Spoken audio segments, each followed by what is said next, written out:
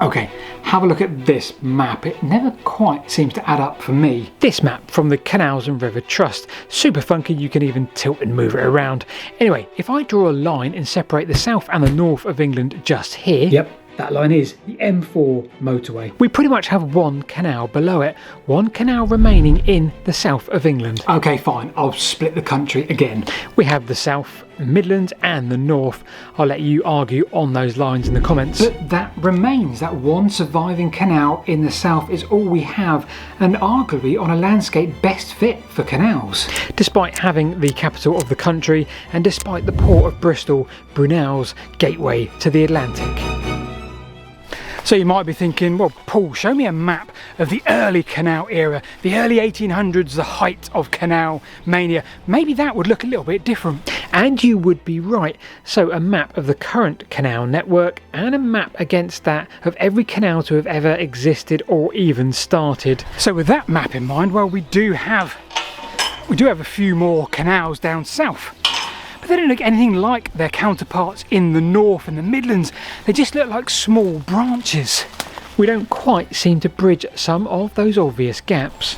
So at best, well, we could probably name this video instead, "Why weren't we very good at building canals down south?"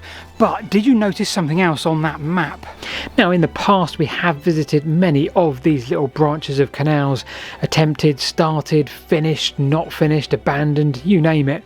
But what about this line just here? Do we perhaps have one exception to all those little branches that failed to survive? With this, the now abandoned Wilts and Berks Canal, perhaps this can help us tell the story of why canals in the south failed to grow, failed to link with one another, and of course failed to survive.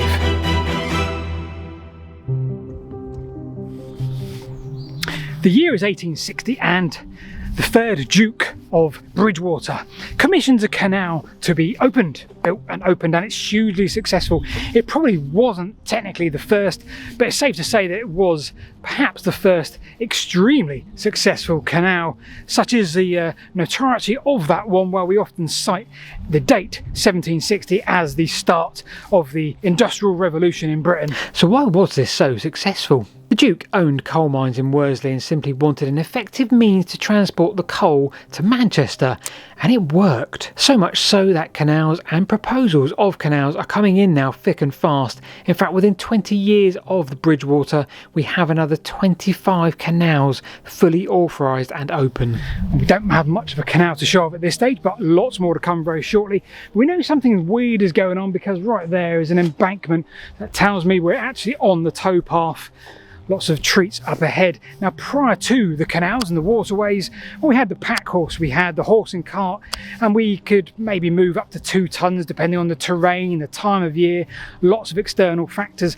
But then we have the introduction of the canal and the waterways, and whilst we don't improve the speed that much, well, of course, we can now carry perhaps up to 40 tons using that same horse. So this idea, this notion of making a bunch of cash by moving stuff from places that had stuff to places that needed stuff spread across the country. And this very ditch in the ground, this abandoned waterway, that was very much part of that movement of stuff. Very much part of the movement of the Industrial Revolution in Britain from soon after that period of time. And come across this side of this little occupation bridge. Look at the treat down there below. I think this is Grove Top Lock, and you can see the brick lined sides. Such a great sight hidden away in the hedge there. But back on track, we need to answer that question, those questions. Why exactly was this, the Wilts and Berks, and so many other attempts eventually would ultimately fail and are no longer with us today to serve us in a leisure and tourism capacity like up north? It's now time to get excited by some of the things I'm going to show you today, including this right here. This is the abandoned Wilts and Berks Canal, not the Wiltshire and Berkshire Canal, and despite the fact I think I'm almost in Oxfordshire, long story, but take a look at this. So this is the Grove Bottom Lock, and it's very much to the east of Wantage. I'm going to walk to the other side of Wantage today and show you some really curious bits. Now, like many canals in the very early stages of planning, like canals and railways and such, well, the beginning was very messy. In simple terms, we have a marketplace in places like London and Oxford, and we have supply, namely the Somerset coalfields and the port of Bristol. That one canal, that one remaining canal, the Kennet and Avon, despite being planned for this route, would in fact ultimately take a straighter line via Devizes, leaving that northern bit a tad wanting. And with that, a bunch of businessmen and landowners in Lechlade and Abingdon, that direction, well, they wanted a piece of this canal action, and subsequently this route was born. Now, it's a lot more nuanced than that, of course, but 1795 we have authorisation to build this, the Wilts and Berks Canal, a couple of branches, Chippenham, Calne and one in Wantage just back there, but we have authorisation and this is underway. And look at some of the absolute treasures you can still see if you know where to look today.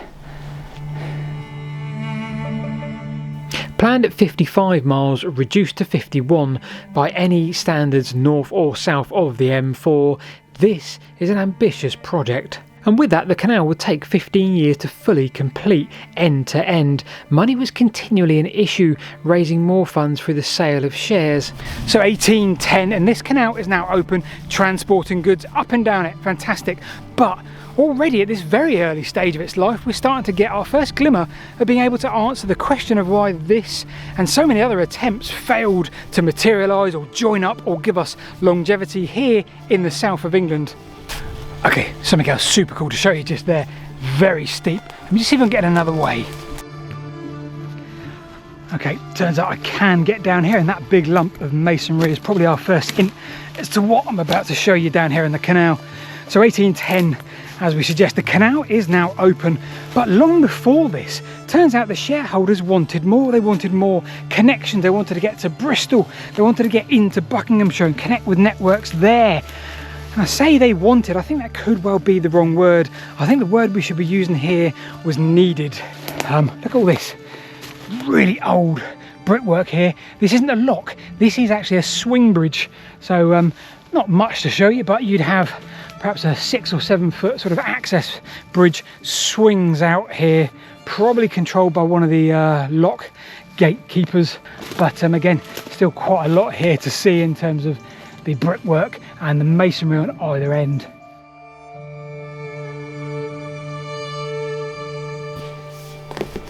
Now, you may well have heard of the famous Bradshaw's Railway Guide, one that Michael Portello uses to jaunt around the country and learn about Britain's railways. Wonderful stuff. Turns out Bradshaw did a canal one too, and he lists all the locks and the bridges and the wharfs and everything you could imagine from such a guide. I'm not sure if you could effectively navigate from it, but nonetheless. Either way, it does help us gauge another piece of useful information because it gives us an idea of the trade that we would see here. I love a good canal walk. Just look at the view of the towpath there.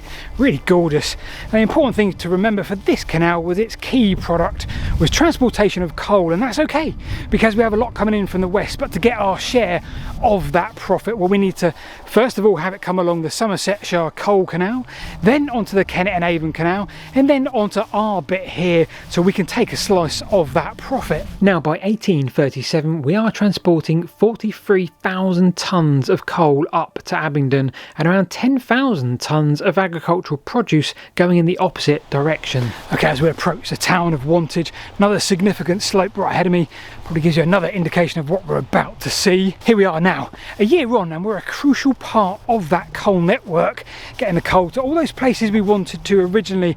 But a year later, we have a significant problem. The amount of traffic using this canal is about to increase significantly. Why ever would that be a problem? In fact, for the next few years, this growing trend would continue. So why exactly is this huge amount of increased traffic for the Wilts and Berks Canal actually a problem? Well, we get a good hint of that when we start looking at some old maps, especially maps that give us planned works. And here we are, late 1830s. Well, we have a plan, and this one just so happens to contain a railway from London all the way across to Bristol. Well, such was the confidence of the shareholders of this waterway. They had every confidence that this line here, this planned railway, was going to cause them no issues whatsoever. Such was that confidence, they decided to use their canal to transport goods to build that railway. Now, I've got an idea exactly what you're thinking here. Easy answer, of course, to the entire video. Railways took over canals, end of canals. But it's not that simple, because let me remind you of the map we looked at earlier. Of course, we have the Midlands in the north full of canals still. You can't go 5 miles without tripping over one, and they're all connected and look lovely. If canals simply took over, this wouldn't look like this. But I am reminded of a few canal walks I've done before in the north, up past the M4, from Birmingham to Derbyshire, Manchester, South Wales. The landscape here around me in the south surely is much easier to build and maintain canals. There's far less need for some complicated infrastructure down here. We have a much more hospitable landscape to the contour-hugging canal. Well, I do think that is true to a degree. Yes, we have infrastructure on canals in the south. We have a lock gate just here, as one of the many I've shown you today, but we don't have the significant tunnelage, the massive infrastructure required for some of the canals up north. But we do have something very different to deal with. Just have a look at the landscape through this hedge just here. We have no dense industry, no huge populations. We have a great route, but without produce to stick on it. The easiest thing in the world for a railway to do is put us out of business. Oh, GWR certainly knew how to do that. They would buy up the Kennet and Avon Canal, that essential link that we here on the Wilts and Berks are still utilising to move our coal in that direction. So of course, what did GWR do? Well, they put up the price significantly of using that essential link. Now, I'm going to show you something extremely bizarre I've never come across before. So we here in England and Wales have a very strange relationship with our footpaths and our rights of ways, to the point that I'm now about to walk through, legally, the private residence of about 8 or 9 people's gardens. Have a look at this. Now, the railways were also hit very hard in the Midlands and of course the north as well. But there was one striking difference between the canals there and here. And for that we need to go back again to this original map. Have another look. You'll notice so many of these canals are extremely short. They are serving industry, supply to very local demand, and to add to that, an extremely varied demand. We aren't talking about a 51-mile canal like this. We are maybe talking 5 to 10 miles in many cases. Oh yes, north of the M4, railways did cause significant competition, and they did put canals out of business. But it would take decades longer, in fact mid-1800s, when railways are propping up all over the place in the Midlands. Canals are still being authorised. Clearly there's money still to be made, so what exactly is going on? For us though, here in the south, so many of those early attempts failed to even materialise, and even if we did build them and we were successful making a small amount of money for a small period, well, by the turn of the 1900s we're pretty much out of use and abandoned. The north though, 1905 in Yorkshire, and we're still opening a canal, the new Junction Canal, and for me that's crucial. That's completely the point of all of this. The canals in the Midlands and the north stayed open for decades longer for the reasons we've already established today, but for us here in the south, well, we were filling in rubbish in the Wilts and Berks in the 1920s, so when that leisure period came, the growth in tourism on the canals, we had a much harder job to re-establish some of these routes, if at all. I've been Paul. If you like your canal stories, we've got a whole playlist for you to watch just up here. We'll see you this time next week.